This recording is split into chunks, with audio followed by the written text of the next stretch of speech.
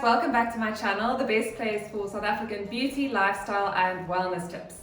Today I'm joined by the incredible Lisl Boshoff, permanent makeup extraordinaire here in Strand at her business, Powderpuff Permanent Makeup.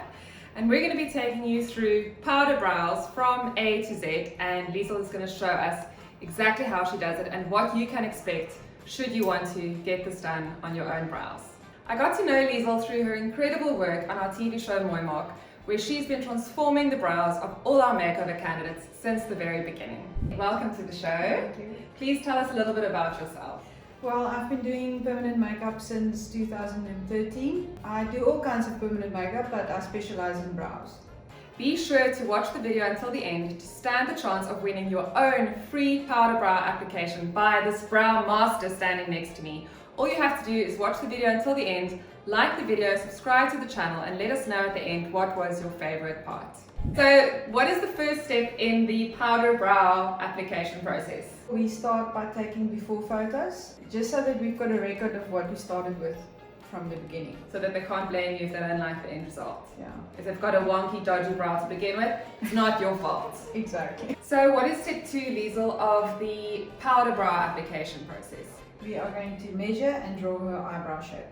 Well, I think she's got very nice brows to begin with, but everybody can do with a little bit more of a subtle arch, soft arch. Yes. And you can see that she's been losing a little bit of her hair on the outside from the arch down to the tail end. So Yes. we're going to give her more definition there and just create more symmetry and that sort of thing. Does everyone have asymmetry? Yes. Except me, I'm Yes, you are. Thanks, Lisl. Lisl, you've drawn the desired shape now on our model. What is important for people at home to remember about the ideal brow shape? Thin, high arched brows are not going to make you look younger. They actually age you because they create this big eyelid space that makes you look surprised and Weird. It's very Struck. It's very 70s to have very rounded, high arched brows. So soft arch with a soft taper towards the arch points are very important. Now, what is step 3 of the powder brow process? Color selection is our next step. We are going to choose a color from a color chart. Your own skin type and your hair obviously plays the biggest role. Lisl, why does it sometimes happen that you see these women that have done microblading or powder brows and 2 years later their brows are orange or blue? It might be that the color choice in the first place wasn't right for their skin type. The color was implanted too deeply. You see that a lot with bluish, purplish eyebrows, that the color was implanted too deep so it looks very cool in the skin.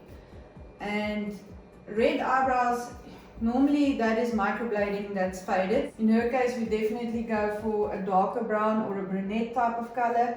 I always say to my clients, you can always go darker at your 8-week follow-up. I sort of want it to look as natural as possible after the first session, and then you can always add. If you want to go full cards at the Yes, I think it's better to be safe, rather safe than sorry, and not start with the darkest color that you can find. So you're saying you don't like cards at the I like it, but yeah, Because not what if- everybody's got eyebrows like that. But what if she's about to subscribe to my channel and now you're saying these mean things? Now I'm losing her as a subscriber. I'm sorry. Cara, I love you and your brows rock. Okay? What is the difference between microblading, which is the term that everyone knows, and powder brows, which is what we're doing today? The main difference is the tool that you actually use in the process. A microblade is a pen with a row of needles in the front, and you literally dip it in your pigment and you make a little paper cut, dip, make a paper cut. Powder brows are done with a permanent makeup machine or a tattoo machine even, with a very soft single needle, and you're basically whipping it over the skin so it doesn't make a line in the skin, it sort of hops on the skin and creates a pixel. And then you layer it till you get the right degree of color saturation that you want. You can make it more ombre, where you spend more time on the sort of tail end of the brow and make it softer towards the end. It's not like the old school block brows that we used to have 10-15 years ago. Powder brows heal to a sort of watercolor effect, or literally like a soft powder in the skin. So you can make it as bold or as subtle as you want it to be. Now, who is a candidate for microblading and who is a candidate for powder brows? Microblading you can only really do on a very small percentage of clients because you have to have perfect skin with small pores, preferably dry skin works better.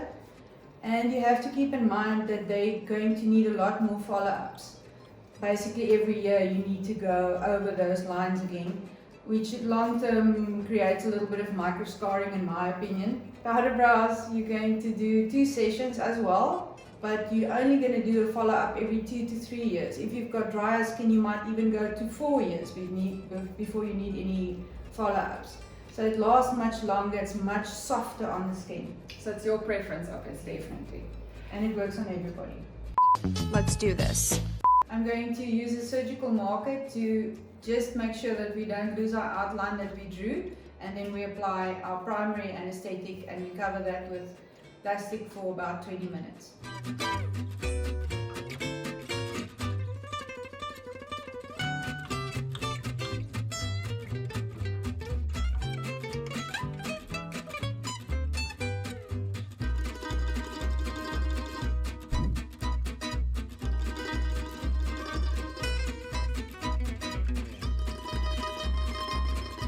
Lisl, well done, my girl, on this incredible masterpiece of powder brows that you've created.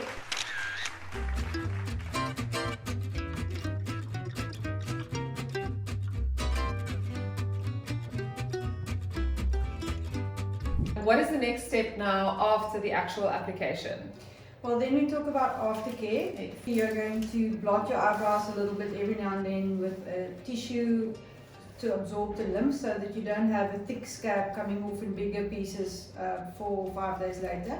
You can wash your eyebrows twice a day, morning and evening, with a mild cleanser, something like Cetaphil Gentle Skin Cleanser. You're going to start with your healing balm from tomorrow night, tiny bit, like the size of a grain of rice, to keep the scalp soft and from itching so much. Don't pick and scratch, don't fiddle with it. So normally would a client after the first application come back in 6 to 8 weeks for a second touch-up? Reason being, the skin takes about 6 weeks on the inside to heal. But there will be a spot here and there that you need to fill in again, or maybe the client feels more brave the second time and they want to go darker. Then we do that at your follow-up. Because they love it so much. Yeah. Because you're so good. So guys, even though this is normally a 2-step process, we're going to show you the results after 2 weeks. We're only doing this in a 1-step process format because she's so young and beautiful, and Lisl is so amazing that she doesn't need 2 steps to make her look gorgeous. And we're going to show you in 2 weeks what the healed results looks like. Are you happy, darling? Yes. Do you love it? Yes. I think it looks stunning.